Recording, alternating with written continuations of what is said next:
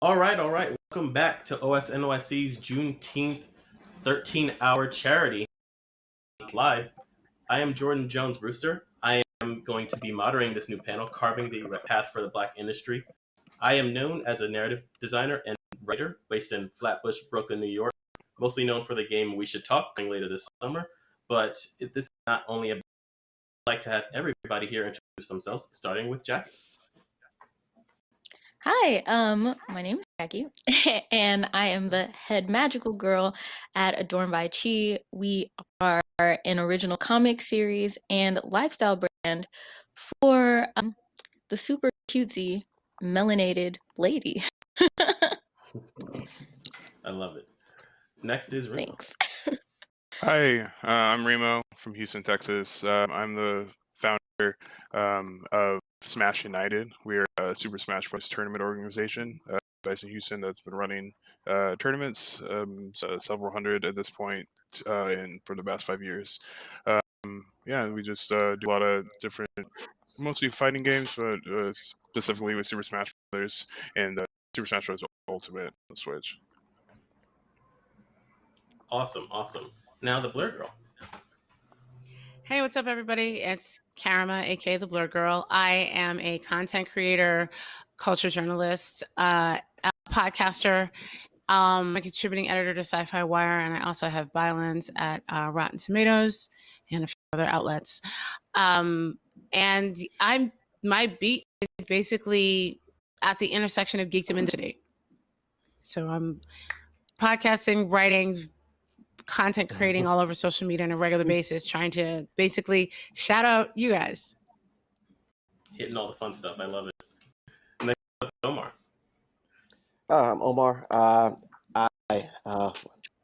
I started out doing spoken word and poetry. Then I transitioned to co-founding Black Nerd Problems, where we just nerds. Am I allowed to curse? Are we allowed to curse here? I mean, I'm gonna go and give On you a Twitch? Have you? I Have you? in my head, I'm like, no, you need to drop an F-bomb right here. You can say that later. We just create poetry and nerd content at Black Nerd Problems. I'm the co-founders. That's what I be doing. Awesome. And last but not least, Aziza. Hi, I'm Aziza. I'm the owner and founder of Dynamic Focus. We are a grassroots esports team. I founded it in 2016, and I've now gone from being based in New York to being national. So we're growing strong, and trying to become the tier 2 org that we're supposed to be. So I love that aspiration. That's amazing. So before we continue, I just want to remind everybody that we are getting donations for Color for Change. So if you put apostrophe donate in the chat, and donate if you have not already done so. And I'm sorry, did I cut you off before with your introduction, Aziza? me? No, I'll talk about my apparel line later, but whatever. Sorry about it. So we have a large amount of experiences here, all hitting kind of different parts of nerddom, geekdom in the games industry. You know, what I didn't mention in my introduction is that I'm also the sessions manager and one of the organizers of Pixel Pop Festival in Louis, Missouri. And a large part of my drive to be a game designer, narrative designer, writer, and games organizer is that I just wanted to see people like me making games because I just didn't have that visibility. And once I got into this world, I wanted to lift up the people like us that look like us, mainly Black people, and be able to give them a place to show their face and be able to uplift them in their work, which is why I joined the Pixelbot team. I was wondering how everybody got into their respective fields. What drove you to come into your current jobs? What was your journey, to say the least? Jackie. Well, I feel like it was a divine stumbling accident, I guess. I always thought I would be a doctor. I didn't ever think I would be a comic writer or a business owner. So let me what got me here? Well, I started my business in 2015, and basically I was broke and I just wanted to have an outlet of expression to talk about the things that I liked. I'm from Kansas. Um, uh-oh. I hope I didn't can you guys still see and hear me? We can still hear you. Yeah, a little. Yeah. Okay, cool. You can hear you. Yeah. Okay. And basically I'm from Kansas. There wasn't a lot of people who looked like me who was into the same kind of stuff I was into. So I used my business as this outlet of expression, and from there I found a community of people like me online who look like me, interested in the same stuff, and it just has all flourished from there. So that's my story. That's awesome. So, Remo, with the Smash community, that's like a ingrained community that's existed for what has to be now going on 20 years. How did you start organizing tournaments in the Smash community? Well, I mean, I've been playing Super Smash Brothers since it came out, since 1999, casually. I wasn't really familiar with the competitive scene until about 2014 when the Wii U version came out, Super Smash Brothers for Wii U. And that's when I had just moved out of my parents' house, and I moved in with an apartment for the first time with my ex-boyfriend at the time and a friend. And I didn't really have a lot of friends. I like that same story of like all those friends you knew in high school. We all moved away in our separate ways. So I was looking for kind of a community and a group of people I can meet up with and talk to. So I've been playing Smash. And the game came out, so I just searched for Houston Smash scene. Just some meetups, just kind of how Smash has always worked, and the FGC, just these little little meetups when you're apartment or a friend's house, and we just kind of bring your controllers. And I was super nervous at first, kind of shy, and I didn't know how I would be received. Like, I'm a little older too. I'm 32 now. I was 27 at the time, and most of these Smash kids are like in high school or like 20. But everyone was super nice and super accepting, and that's really why I wanted to see if I can do more to build up the community from what it was at the time. I was actually blown away by everyone's camaraderie, and everyone, like, didn't know what I was doing in terms of like competitive in the game, and got all this advice and help from everybody. So we just kind of started, like, I had an apartment, so let's start running tournaments at my place, and I'll buy a computer and a capture card, stream the events, and it just kind of blew up from there.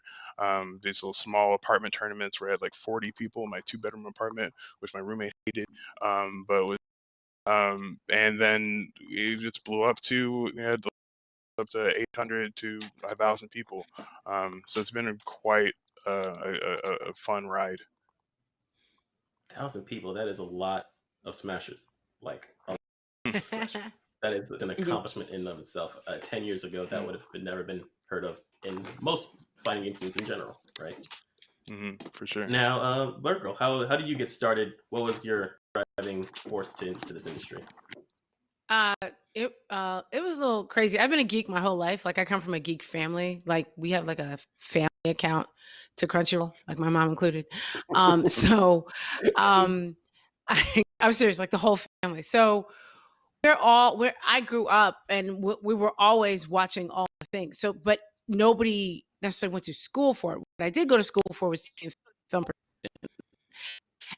What I ended up doing for most of my career was basically editing commercials. I was a commercial video editor, producing things like that for and things like that. And I also edited promos for TV, for outlets. I have been freelance and basically incorporated doing that for quite some time. And what happened was my hobby collided with my business basically in 2017, when the company that I was subcontracted with, that I was editing with, was like, yeah, we need some editors to go out to San Diego Comic-Con. Does anybody here like know comics? And like 3 people were like, have you ever talked to Karama? Like, ever? So I basically went as an editor to San Diego Comic-Con in 2017.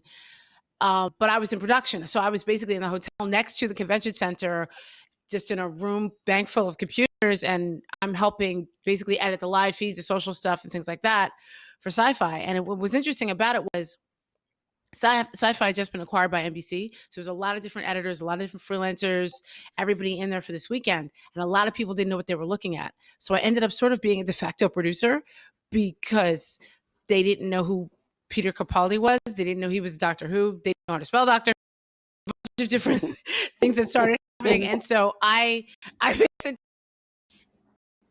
it was always my fault. Like, okay, I'll help do that. And so I was editing and sort of producing it. Then that led to the production company that I worked with asking me, hey, listen, would you like to pitch a show? And I did. I pitched 4 for Achieving. And I ended up actually having a show that ran on Sci-Fi that nobody saw in 2018 because they really ran as interstitials. That led to podcasting with them and editing with them because also what happened in 2018 was Black Panther and Into the Spider-Verse. And they kept turning around and go, we don't have any Black people. Oh, wait, we have one. So and the Blur Girl I had started in 2016. I'd started that a while ago because I just literally wanted to talk about what I liked, what I was about, what I was interested in, and also really highlight creators of color and characters of color. A lot of yelling about we don't have many characters of color. We don't have many. And I'm like, there's a huge indie comic community. What are you talking about? And there's tons of Black characters, but people weren't reading them because they were just looking at the big two. So all of my worlds sort of collided into what I do now, which is I host and I freelance, produce and podcast about things in the geek space. But my niche is indie comics, anime, and basically shouting out people whenever they say, do Black people do fill in the blank? I usually show up with a spreadsheet. So I've had a busy couple of weeks. Can't imagine. Can't. And by the way, love me some spreadsheets myself. And one thing that I like about whatever we all have been saying so far is that like it all kind of starts in a very similar place where like we like something nerdy, geeky, or something like that. We are looking for some type of community, and then some XXX dot dot dot. We start building some careers out of it, some income out of it. How did it work out for you, Omar?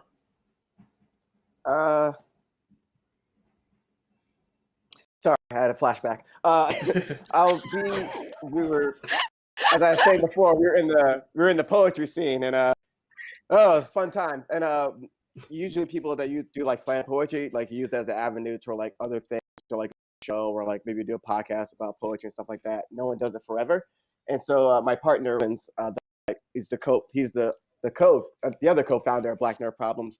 We were talking one time, and was like, yeah, wouldn't it be cool if we had like that like got to talk about this nerd shit that we're not seeing like on the podcast we listen to or whatever. And I was like, yeah, that would be cool. And then like the next day he was like, yeah, but what if we actually did that and put money behind it? And I was like, okay, well then we need people to get that, started with. And that started back in technically 2013. Then we started gathering people from Twitter, other poets we knew that were writers as well that did this geek life since since the day you were born, and it's been about 6 now. I just got to didn't have to code switch, so that was a big fun thing. So we didn't have to code switch or anything. Got to write about the things we enjoy writing about because a lot of us are writers at heart. I love what you brought up just now, and I'm actually going to even bring it back to it. But first, I want to hear from Aziza to see how she started out. Mm-hmm. Okay, so I have to start with I'm old. So I came from. No, you're not. No, you're not. No, you're not. But I came from the era of New York having art all over the place. So yeah, Chinatown Fair. Chinatown Fair, everything like that, like Broadway Arcade. Which I shouldn't have gone to because that was kind of rowdy. But anyway, yeah, I was playing Street Fighter, King of Fighters, and all that stuff, like corner stores in Queens and stuff like that. Went to college, became an engineer, came back, and the arcade era pretty much died out while I was working. I a new scene in New York where we were actually just playing video game bars, Smash Fest, Sonic Boombox. Just geek life was happening in New York. Just everybody's just gathering just to play a game. And by doing that, I learned about the scene that I've never thought I can actually enter, which was the fighting game professional scene. And by learning about the ins and outs of it, I decided with a few people that I was working with in another team that I should just do my own brand and learn and teaching young people how to brand themselves, how to grow themselves, how to become um, knows when it comes to gaming. My brand has been seen on TBS, on Disney XD, and on ESPN due to a few of my players that are just literally outshine all the time. So currently, right now, I've been assisting through Matcherino crowdfunding for like different tournaments online. Um, we have Regina Morale and we have Catch Me Online. So, and I've been assisting other orgs on trying to build funding for all their tournaments. So, because we can't go to locals anymore, like COVID-19 kind of stopped us from everything. And also, I've been building my new apparel and stuff like that. So that's basically what I've been doing. I've been just traveling people nationally, internationally, all over the place when we could have done it. So Yeah, I love what we've all said. Something, one word came up in pretty much everything that we said, and that was two words actually. Before I keep going, I just want to make sure. Can we hear you, Jackie? You still there? Can you? We actually can. That's beautiful. Yeah. Yeah. Okay. So when Omar was speaking before, you said something that was very important that I want to bring up to all of our experiences, because generally speaking, we are all entering sections of these industries that are not predominantly black, right? And you brought up the concept of code switching and like the experience of what that means, or what that not having to do that for you. I know for me, I had to learn to not code switch once I entered the industry as a way to kind of preserve my own sanity. So I went to graduate school for game design because I just figured I was at a dead end job. That was my second career at the time, and I needed to go to a third one. And I just thought, I'm in a school with 3 black people outside myself, no black professors. If not my genuine self the whole time, I would go crazy. And as I would go to all these events, like GDC and all these things like that, uh, it would be such a breath of fresh air when you'd see the other black people in the room. Because I knew that that's when I learned I don't have to code switch here, because I can just be who I am. And that's going to be a part of the art I put into the world as a narrative designer, as a for video games. What is the experience of everybody, if they have, of having to like find an identity within these separate microcosms of the industry when they're trying to like pioneer and create like we've all been doing? Jack? I guess code switching is, I don't know. I don't think that I currently do it. Maybe it's because I've been surrounded by a lot of black nerds for the last few years, and we just let it all hang out. The belt is always undone. So I don't really, I don't have experience like code switching in the current industry, because like I guess I refuse to do it, just like you said. And I owe it to other people come up to be my true self, so that they can be their true self when they come up to. It's great. Whether we like it or not, the moment we start making moves in these industries, we're like, we come de facto, like, I don't want to use the word icons, that's pretentious, role models in some type of way, where like people that are new to the industry will come up to us and ask us for advice, and we can't just say like, don't be yourself. Remo and Aziza as well, like with fighting games and Smash, those are kind of like fields in general that have a lot of black people in them that like help build those things, right? So I was wondering if that's like a experience that you've seen in those respective scenes. I guess with Remo. Yeah, I mean, this isn't something I've really ever had to worry about like going to the fighting game scene. I was just nervous in general. I was nervous because I was a little older, me personally. But you as soon as you go there and you go to these tournaments, it's a lot of black people, and I guess I mean, it's kind of nice that I don't have to worry about those issues of like racism or prejudice in that way.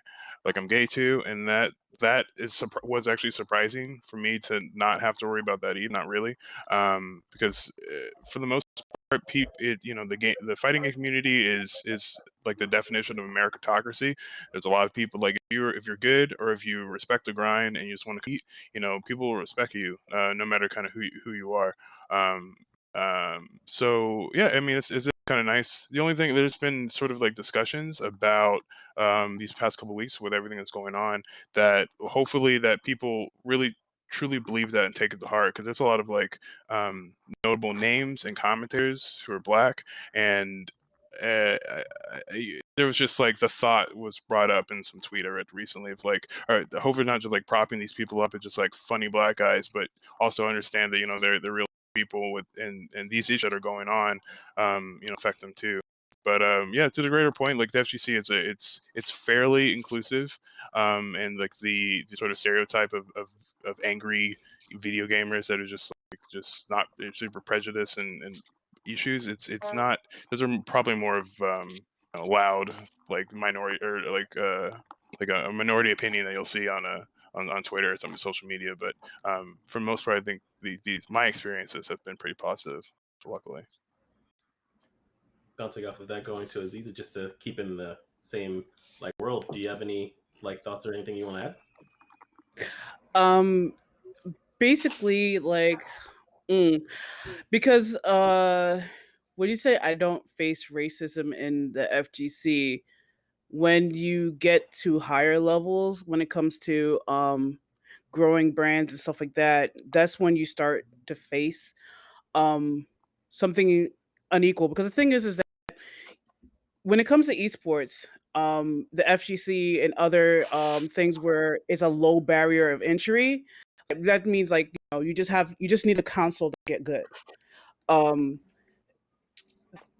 you start to see that people don't pick you up for sponsorship or anything like that because of the fact where we don't think that you're marketable, you know? So that's where it like my point of view comes from where like I have the code switch because I have to pretty much present FGC as a marketable entity to different companies. And as I said, I'm still grassroots. So it's still hard for me to actually do that by, even building decks and I have my own photographers, I have my own videographers, all these things to kind of build up my brand so that to make sure that these guys get their due process and get to do the marketing that every other brand gets to do, you know? So that's where I come from on that perspective. I mean, yeah, I think with the HGC, it's a shame because the group of the communities that we work with are such a good, amazing people. We all work really hard, but our numbers, Mhm. viewership numbers, and just numbers of just in general people are so much lower than all these other kind of real esports that are. So I've had the same challenges that you were mentioning of trying to get like sponsorship from our events because I think a lot of these bigger names, they see like League of Legends numbers and like, well, okay, I'll throw my name and throw money on that, and then but everything else is just it's a question, which is it's too bad. Mhm. I mean, I get compared to TSM, which I'm like, I'm not that. I'm not going to give you the numbers for TSM. I'm not going to lie to you to try to get money from you and then run away with it. Um, it's difficult because of the fact that like with those brands, with those like just getting the soft drinks, getting the other things, they actually amplify your voice because they have bigger platforms to actually talk on. So when you don't have that, you're not going to get you're not going to get any notoriety.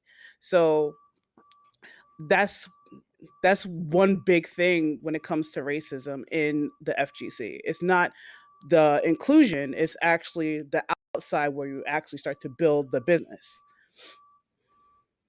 I think it's something we might find in all of our industries. The higher up you get, the paler everything becomes.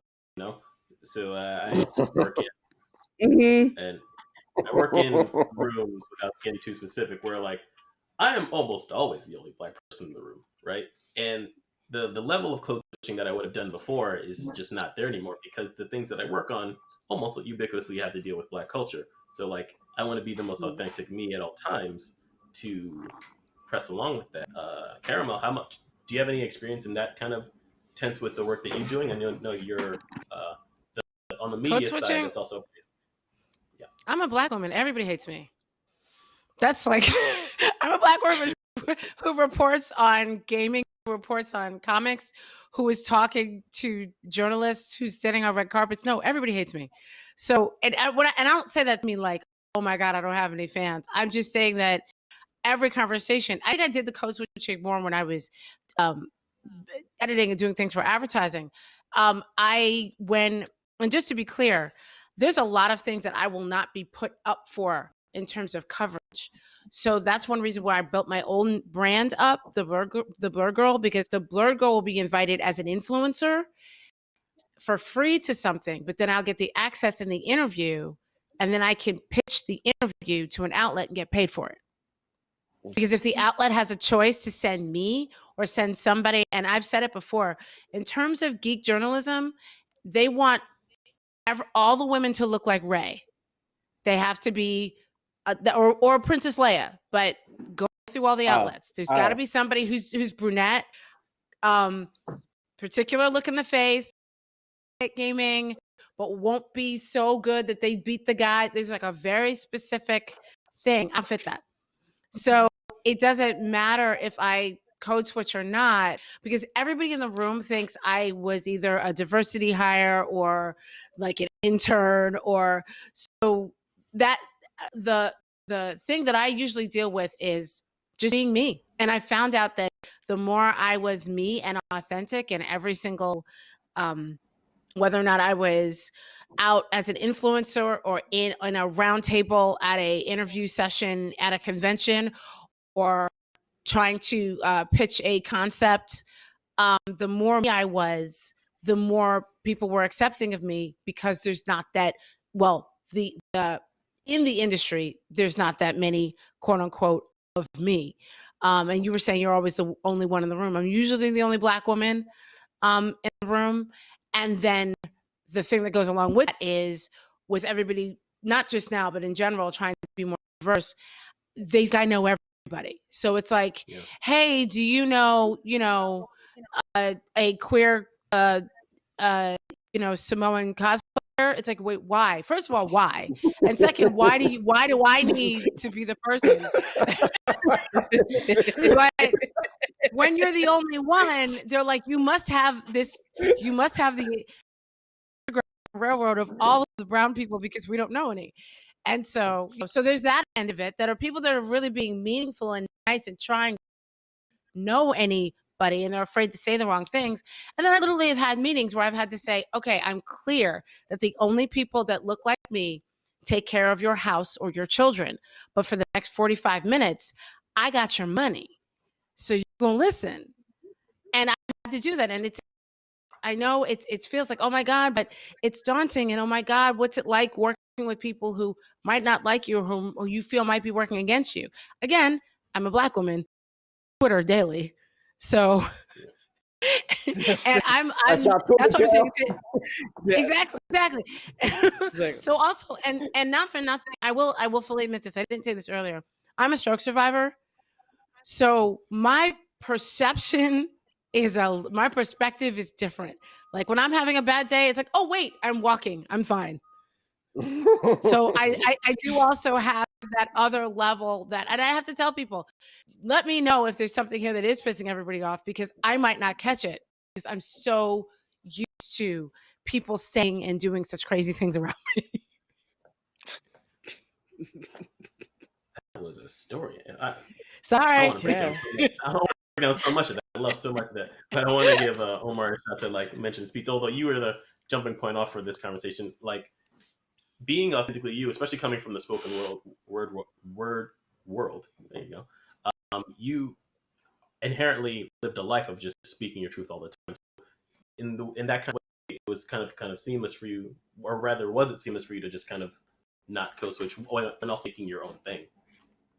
Wouldn't it be messed up if I was like, oh, I was lying in all my poems. Oh, that was a lie. No, no, it was because, yeah, you're taught like you in writing and like with poetry and writing, whatever, performing, hosting, whatever. Like you give your authentic voice, your audience will know that they'll pick up on it. If it's inauthentic, then they're not going to mess with it, right? So yeah, it was a seamless transition. So I didn't have to think about.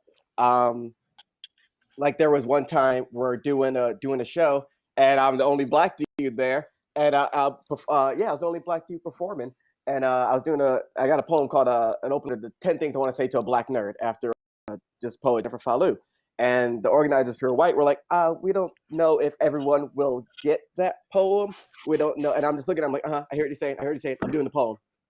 Then do it, and everybody, Right. everybody that's white, everybody that white can still enjoy it. The few black people were there even appreciated it more, and I made a joke upon that too, like.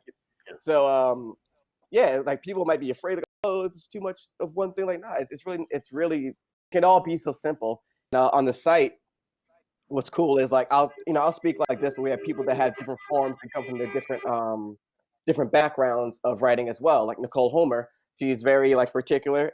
She's gonna put her sarcasm in there. You best believe that. And we have a guy like Keith who has a journalistic background, and he'll that Edward R. Murrow shit. Here comes the fact, like just the facts, man. Like here comes just the facts and how he does it, which is also fine. You know what I'm saying? That's the you learn, do it that way. That's what you prefer. You do. What I like about the site, what we love about the site, you write the way you want to write, but no one has a fear where like, oh no, you can't say it that way. Maybe you should phrase it this way. Nah, let's just say that's the only way we'll step in. Like, yeah, maybe this, no, maybe this, no, maybe nah. How about nah? But that's that's the only thing. But like. Yeah, like you're speaking your voice. That's what we want. That's what we want more people to do as well. And not get. We ain't trying to hear people do the, oh my God, you're so articulate, or you speak so what, man? Fuck. Forget that. You know what I'm saying? You were just. It's on Twitch. It's fine. It's Twitch. It's fine. It's fine. It's a gamer word, remember? You're okay. No, but you know what? I can relate to what he's doing because we do the like as quote unquote, journalists and geek journalists will do podcasts, things like that, where it's like, this one's no cursing, this one is, this one. So I understand why he's doing that because I've been there. But we okay, fuck that, we here. That's always the first question I ask you. Like, like, can I curse you or not? I just need to know for the shows when I go. I'm okay. No FCC ratings. Look, you lucky I don't have a drink in my hand. So look. You know what? That should have been the way that we started this. We should have just raised some glasses. It's like past 8 where I am. Exactly. Basically. I have a question. I want to switch gears a little bit because we're the for the Black industry, right? So I think it'd be a mischance if we don't just start dropping whatever knowledge we have. And every type of panel like this has a how do I get into the industry? The answer is never really correct. There's always several different answers. So I have a little small spin on that answer. My question is, and that's for your specific lane, for people to do something close to what you're doing specifically, all the missteps that people can get into, all the things that like they need to know, or just specific things. So for example, in games, in game design and development, a lot of your opportunities you get come from going to events and just meeting people and then eventually getting, oh, I know this person that they can give me that job. And I imagine it's comparable in a lot of Europe. What happens at those events, however, is that you get this little badge that has your name on it and what you do. And a lot of people that are young and getting into game development are students. And the moment someone sees the student tag on those name tags, they completely ignore them.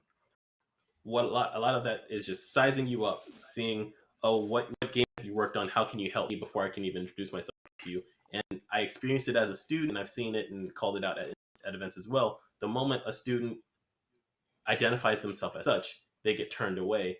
Or when they have like aspiring game designer or aspiring anything in their Twitter bio, they get ignored because they want people to feel like that they're their peers, and then they see students as less than.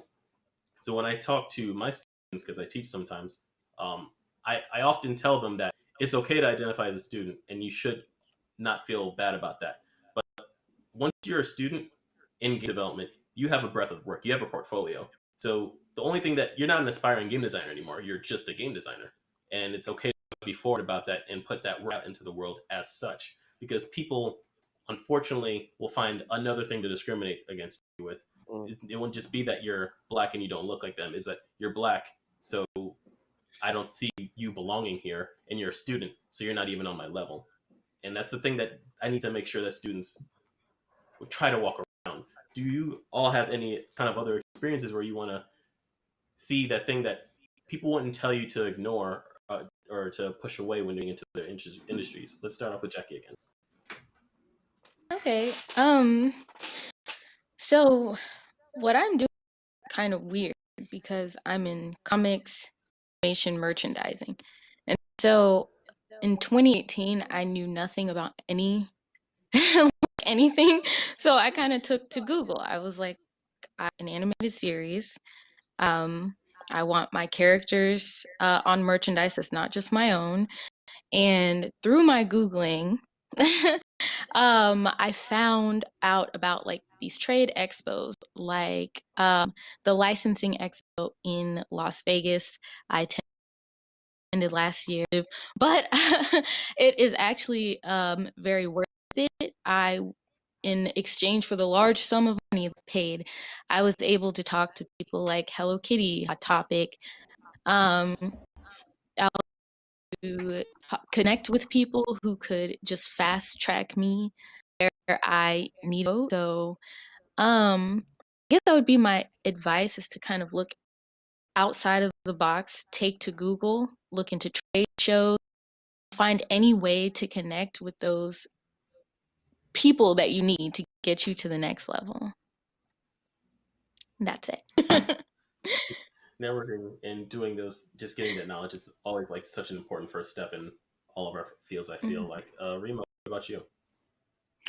Yeah, I mean that's a bit of like what I was initially thinking about. My main focus in what we do is event production and tournament organizing. So there's, I make, speaking of Google, I make a joke a lot that it would be easier to like learn German or learn how to play the violin than to like stream tournaments or run them, because the resources aren't really out there. A lot of these tournaments that have been going on, especially in SGC, have been very grassroots, and we're just kind of figuring out on the way, and that's kind of what I had to do. So when you go to these events, and I travel a lot for Smash, and I since I started in the competitive scene day one as like a tournament organizer, like that was my focus, and not just like having fun or playing the game.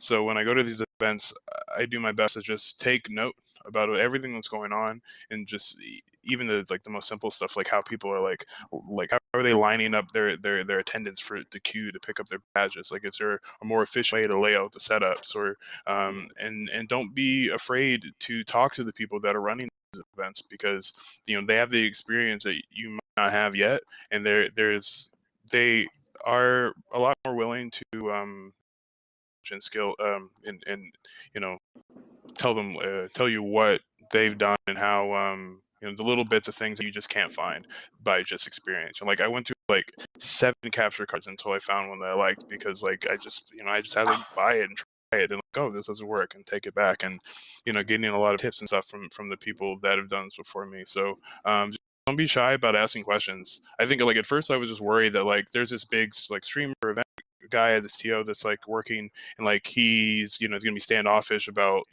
letting hit, like taking all the experience he's got his past like 5-10 years. Like, why would I just like did 10 years doing this, why would I just like give that information up to like some new?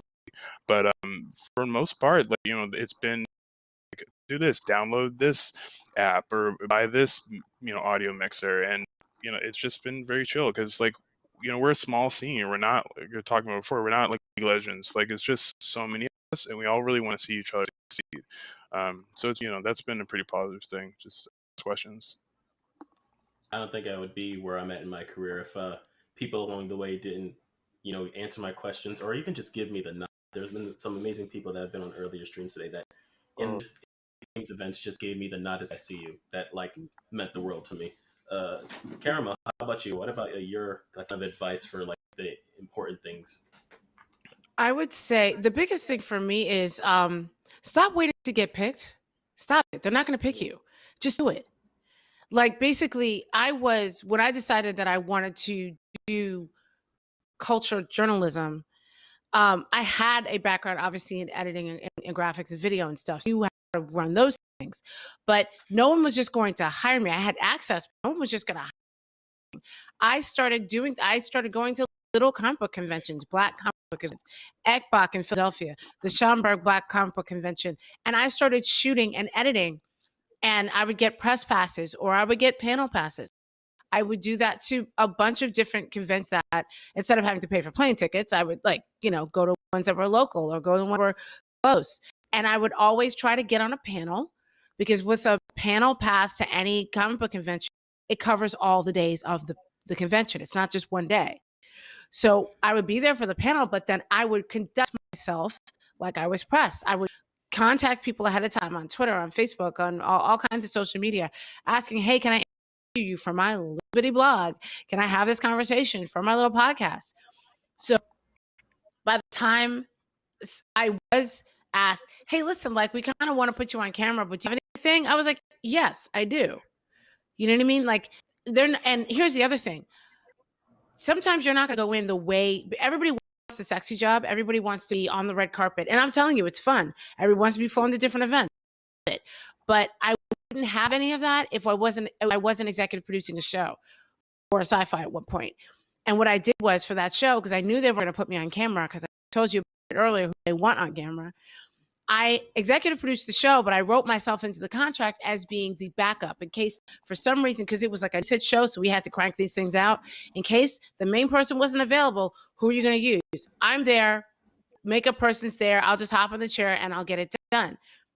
Main person went on vacation for 2 months. Guess who was on basically network television? And they had to do it. They were not going to do it, but it was last minute and they needed somebody, and I was already in the contract.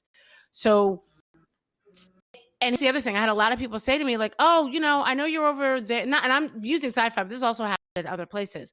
I see you doing such and such, or I know you built or worked on that project. How come I'm not seeing you more? Wanted to go on Twitter and like, let's fight who's in charge. No, stop. I'm producing. I get paid whether or not I'm on camera or not. So we have to start thinking also like owners. And it's so great what Reva's doing, because, you have to start thinking like owners and less like talent. Yes, you want to be talent, but you need to know how the contracts work.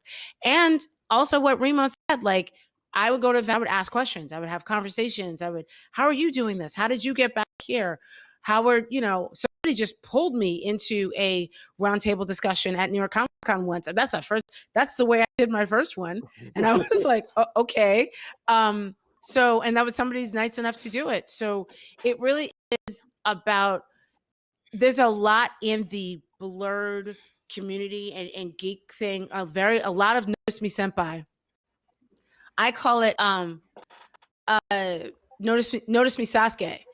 Sasuke don't want you. Sasuke don't want anybody. That was my whole issue with Naruto. Stop waiting for Sasuke to come back and pick you. It's not. You have to do it yourself. You've got to do it yourself. And look what's happening right now. We have all these hashtags every day. People, if you go on Twitter right now and type in, I'm looking for Black anything, or just I'm looking for Black, you will see tons of stuff coming up. I need a writer. I need a journalist. I need somebody who understands these genre. If you've already done stuff for yourself, whether or not you're writing on Medium or on your own blog post, you could get that job. It's just we have it in here like, oh, somebody out there needs to hire me to give me validation. That's not true. There's trust me, there's idiots every day on YouTube just literally like gluing things together and getting 1 million followers just because they could. Yep. Listen. Just do it. Do the work, and just do it. And you might not get the hiring, the job at the big outlet name that I won't mention, but you will get the experience to make your own thing, and then possibly get jobs later. Getting the work that the goal post isn't the place; it is the thing that you're putting out into the world, and the ability to do that. it's getting paid for it, because I tell people all the time, people are like, oh, I'm going to pitch this idea. No, kickstart the pilot or kickstart 6 episodes, shoot them, put them up, and then get Netflix to pay for all 6. Stop waiting for I'm one and hope somebody picks up the rest. They're not doing that anymore. And just like what Khalif Adam said earlier today, I'm going to repeat it. Increase your rates. Just do it now. Whatever you're charging, just increase it just right now, because people will pay for it. April Rain said that to me once, and it stuck with me ever since. She said, you need to think of a number that scares you and ask for that. And it's worked for me ever since. The moment someone pays you that rate once, you just say, well, X person paid me it, and then keep moving forward. But I want to let some other people talk. So, Omar, how about your experience of like giving a piece of advice for people that are trying to get into your lane? If the lane is poetry, give up. It's horrible. Don't do it. Just do something else you love. If the lane is it's so bad. It's so bad right now. It's still rapping so bad. If the lane is creating content, then I'll go with. I'm glad Naruto was mentioned, because we're going. Because consistency will get you through everything. Consistency will fucking there you go. beat up procrastination. If you're talking about what you love, like no matter where you're starting from, if you're on a blog, if you're on a site, you have your own website, if you're on Twitter, wherever your platform is, and you're talking about things you love or reviewing things you love, or doing stories about what you love, the consistency is what will get you. Like that's what gets you. Like other people, I rock with this. Like that's what gets you. Like I want to see your fan. Like notice fan base. Like that's what gets you the community you want as well. I'm an avid believer that Cars 3 is the best Pixar film of all time, because I cried during it. Whatever. Okay, so now we're gonna fight. So like, now we're gonna whatever. fight. Now we're gonna fight. I wrote. Listen. I wrote my heart out on that review. I wrote my heart out. Not a lot of people reviewed. Not a lot of people shared it. But whatever. That was me. But like on the flip side of that, there was a show called Banshee that a lot of people weren't had a cult following after a while. I was covering it from the beginning. A lot of people weren't doing like recaps for it, and I'm doing recaps with like talking that shit in the recaps or whatever. And the crew started like sharing it amongst themselves, the actors or whatever. And because of that, a dude from Discovery Channel hit me up like, oh, that director mentioned you because he's doing a movie of the Unabomber for Discovery Channel. Do you want to cover that? I was like, all right, talk that shit again about the Unabomber. Still managed to find jokes about that shit. Anything to create a manifesto, man. Like you're probably on the wrong side of history. I'm just saying. But did that in Discovery. Like, yo, can you do Shark Week for us? And I got to go like a year later. I got to go like dive out with sharks and shit. All that wouldn't have happened without the consistency of like just writing about something I love. So the Cars 3 might not have hit. You know what I'm saying? Might not hit, but the love of something else did hit. Whatever. Yo, look, I'll save it. I'll save it for later. I know your add-on. I know your Twitter handle. Karima. I'll see you there. This is gonna be a fight. I can feel it. I love that we started talking about Naruto and then Salt came into swimming with sharks. That progression is just and like Cars 3 and Cars 3. That's where we are. and yes, Sasuke is trash. Lisa, how about you?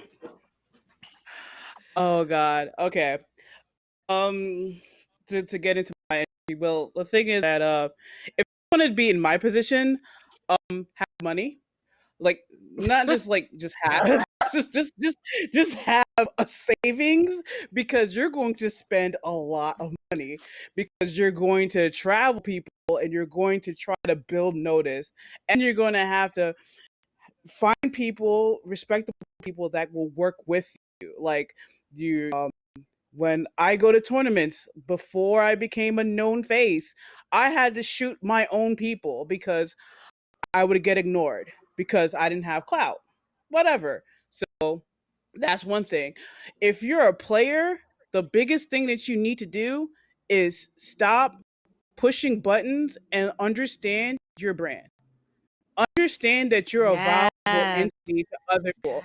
Understand that if you're going to and be part of my team, I need to be able to push you and invest in you to build myself up. And if I don't have that going on with you, I'm probably using you. So that's one thing, is like learning what your value is and learning that, okay, I can bring this to the table. How are they going to help me? You know? And also if you're there's because I have a streaming content creators division. Learn from people, learn how to do you bring up your production. Don't um be consistent streaming, be consistent in earning your value, earning your stuff, building your tech. Talk to people. I mean, I'm gonna say it because he's here and stream, which is Bifuteki. If you like, they give out information about high production streams and other things and growing your brand and stuff like that. You need all of that. There's so much to. And also, if you want to become a pro player, you have to save money and go to a major and go to these places, get your tournament experience. Because I'm not gonna pick you if you haven't been to a tournament. I don't care if you think you're the best Wi-Fi warrior in the world is not working. Be challenging yourself on every single level. And when you challenge yourself, understand your brand, understand things, understand your contract.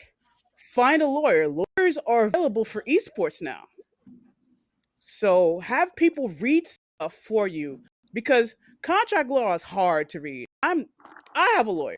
Real. I send my stuff. I sent 2-page contracts to the lawyer. I pay him some money, so he reads it for me to see if they're not jerking me around.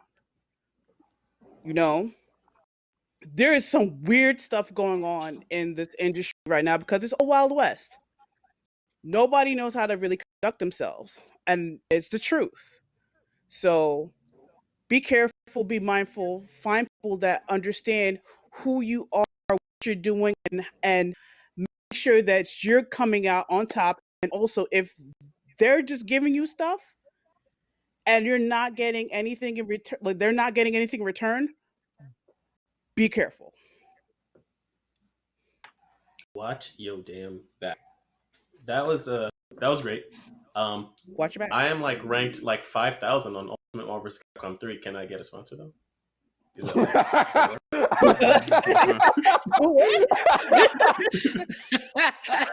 PSN. I mean, no one plays it on PSN no more. But like, I mean, it's kind of nice. I had a good Phoenix. Anyway, we are starting to run out of time. Unfortunately, I wish this conversation could go on gems, and weirdly enough, all of you are in lanes that dappered in, tried to get in with, and realized was for me. So I've just learned so much today myself. I hope the stream did as well. I want to give everybody a chance to not only say their goodbyes, blah blah blah. Like whatever you got coming up, everyone has some type of venture, some type of thing, an event, a podcast, a piece of media coming out soon, and I want everybody to be able to pitch that. I mean, or show that. But I will start. And I have a game called We Should Talk coming out this summer, almost at the date, but has not been announced yet. This to me looking at the calendar. Soon there will also be the game Insecure, the comic game by Glow Up Games, which I have contributed some writing to as well. Oh, nice. So look out for those two things. And also, submissions for Pixel Pop Festival are open. So if you go to pixelpopfestival.com, I want to see all the people contribute to that call of submissions. I am one of the people that curate. I want to bring some Black people in there. I want to bring some Black voices, Black faces to that virtual event, to that stream. It's why I started doing events. With that being said, I want to move on down to Jackie. What do you have going on? Where can people find you? So you can find me at Jackie A. I think I'm pointing there at Jackie A on everything. And also follow the brand Adorned by Chi. We're on literally everything. We're working on a lot of stuff in the background, and I I don't know. I probably can't talk about any of it, but the stuff that we do have out is a comic book that you can read for free 99 at adornedbychi.com, issues 1 through 4, absolutely free. Have at it, enter our world, and take our character quiz, and I don't know, follow us. The best projects are always the ones that you can't quite talk about yet. Yes. Remo, how about Well, being that my thing is running events, and the fact that we haven't barely been able to leave our house for months and might not be able to for the rest of the year, my slate is unfortunately fairly open. But we have an event that's planned on the weekend that's kind of a limit called Standoff. Ultimate Major. Just my general motivation for doing what I do has been going to all these other events in SoCal and Florida and Midwest and Michigan, and looking around at what they're doing. This isn't magic. It's just clipboards and tables and screens, and we can do this in Houston. So that's what we're hoping to bring here for.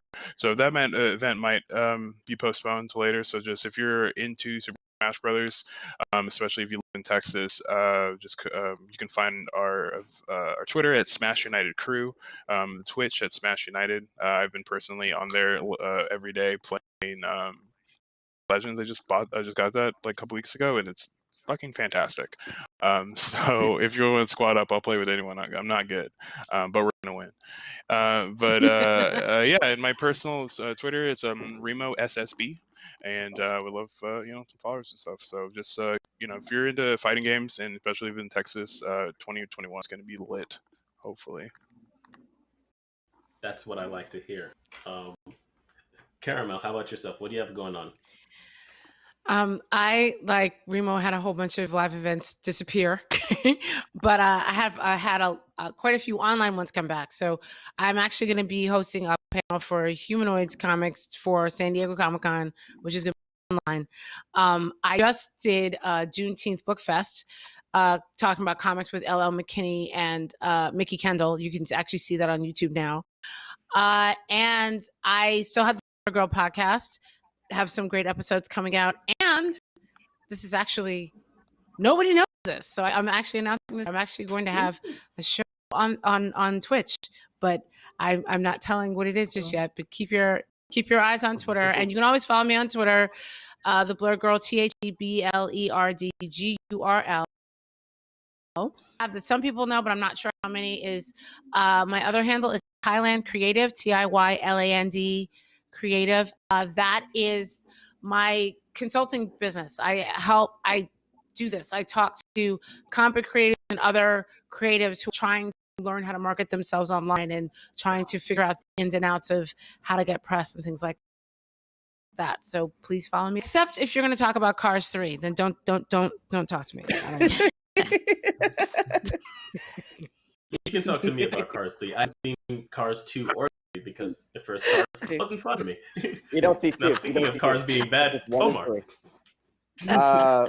First and foremost, greatest athletes ever, LeBron James, Serena Williams, Lightning McQueen. My name's Omar Holman. You can find me at my name, OMARHOLMON. That's my handle. Black Nerd Problems is the website. I have a poetry book called We Were All Someone Else Yesterday. It's funny. Stuff about a parent being dead. Still some fun stuff in there, I guess. Other projects coming. That doesn't sound fun, Omar. That doesn't sound fun, Omar. Wait. I'm a great writer, though. I mean, when you lose a parent, it's not fun. It ain't fun. But, we get these jokes off anyway. Okay. You know what I'm saying? I'm going to cry a little later. Are you okay? Oh, my God, Omar, are you okay? I'm fine. Excellent. We have the Black Nerd Problems podcast. We have the website. We're on Twitter, BLK Problems. We're on Twitch, Black Nerd Problems. Just a bunch of writing and stuff, man. Going online and being stuck inside us. Now, I'm going around that way. Yeah, there we go. Yeah. Wait, no, that way. Bring it on home, Z. Okay, so I have a website which is dynamicfocus.com, dynamic with a K, not a C. We are bringing out a lot more clothing lines and stuff like that. I have face masks on the way from Acquire. They're dope. They're really good. We have an anorak that is like everyone thinks there. Our new clothing line is actually truly dope. Um, I'm doing more panels, but I don't know when I'm doing them, so I'm sorry. And also we don't know when we're doing tournaments because it like more and more tournaments are happening for different genres of games because we understand how to do online tournaments now.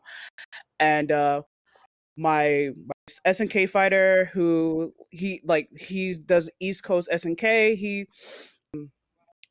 He does Regime Royale. I do the match arenas for it, and then my Pokken and Battle for the Grid Power Rangers guy.